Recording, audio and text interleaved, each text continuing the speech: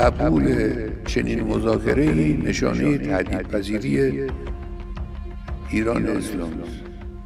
اگر چنانچه شما رفتید با این تهدید مذاکره کردید، معناش این است که ما در مقابل هر تهدیدی فوراً میترسیم، میلرزیم و به طرف و تسلیم طرف مقابل میشیم. معناش این تهدیدپذیری اگر به وجود آمد دیگه انتها نخواهد داشت.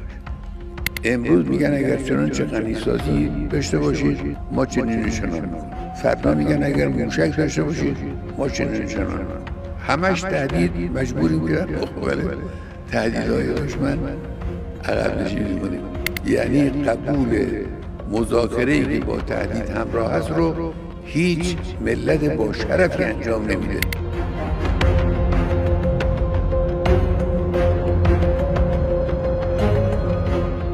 اعلام کرده که مذاکره ای رو قبول داره، میخواهد مذاکره ای بکند که نتیجه اون مذاکره تعطیل شدن فعالیت های هسته‌ای و غنیسازی در کشور ایران باشه.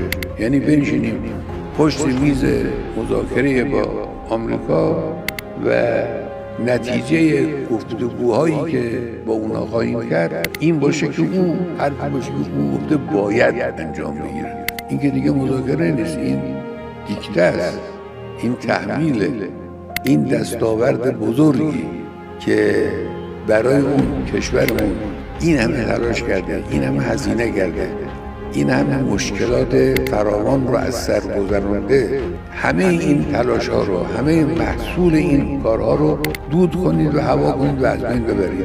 معنای غنیسازی نداشتن اینه.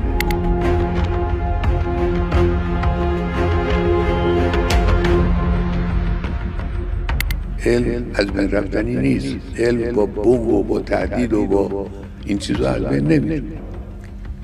این وجود داره.